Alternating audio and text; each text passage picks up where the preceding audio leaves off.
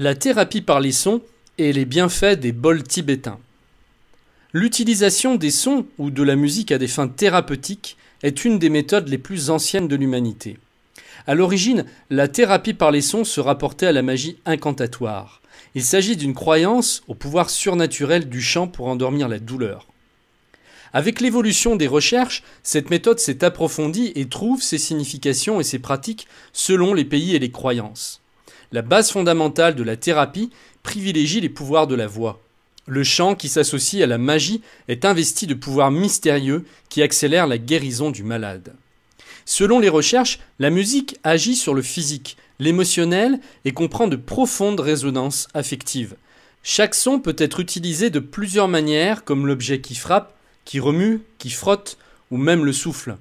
Le son produit peut déclencher des réactions au niveau des sensations du patient, du cerveau ou d'autres organes. Pour la thérapie par les sons, différents instruments peuvent être utilisés. Bol cristal, bâton de pluie, tambour, cymbales tibétaines, diapason ou les bols chantants tibétains. Chaque méthode est particulière et l'objectif ultime est de permettre à l'homme de s'auto-guérir. Le procédé consiste également à débloquer des nœuds énergétiques anciens pour permettre à l'individu de s'étendre à une nouvelle conscience de l'être. Chaque son dispose aussi de propriétés et de vibrations propres qui agissent différemment sur l'ensemble du corps, comme avec le vaisseau de cristal qui est multidirectionnel. Le son traverse le cerne pour faire vibrer l'être dans sa totalité. Le son qui s'y produit donne une sensation de massage délicat. Aigu, court, basse ou à moyenne fréquence, le son peut avoir plusieurs impacts sur l'individu. En général, l'ensemble travaille sur la totalité du cerveau afin de développer les zones faibles et de favoriser la communication entre les deux hémisphères droit et gauche de l'individu. Avec les sons à ondes courtes, l'activité cérébrale de l'individu est stimulée.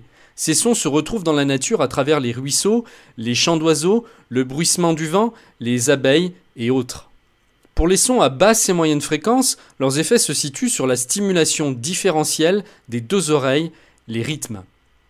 Différents usages peuvent être associés à la thérapie par les sons avec les particularités des bols tibétains et aux sons linéaires qu'ils produisent. Les pratiques sont tout aussi singulières. D'origine tibétaine, les bols tibétains existent en plusieurs usages thérapeutiques. Les bienfaits des bols tibétains sont caractérisés par leurs puissantes propriétés curatives qui se combinent avec les pratiques médicales utilisées. Pour l'individu, il s'agit d'abord de dépasser l'oreille pour ressentir les sons. Il faut laisser pénétrer l'harmonie sonore au plus profond de l'être. Dès que l'ensemble du corps est réharmonisé par le son, l'ensemble trouve un équilibre et contrebalance les troubles responsables des maladies. En même temps, les bols tibétains ne guérissent pas, mais aident l'individu dans son processus d'auto-guérison. Ils permettent de dégager les tensions qui nuisent au bien-être de l'individu.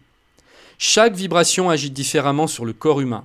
Avec un hochet de bois, appelé mayoche, qui frappe sur le sol, le son qui s'y dégage harmonise le cœur des cellules.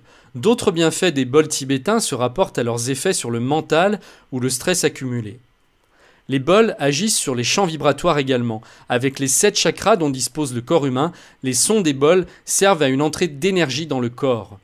Quoi qu'il en soit, les résultats des sons des bols tibétains n'agissent effectivement que si l'individu adhère entièrement aux soins en faisant pénétrer complètement le son pour son bien-être.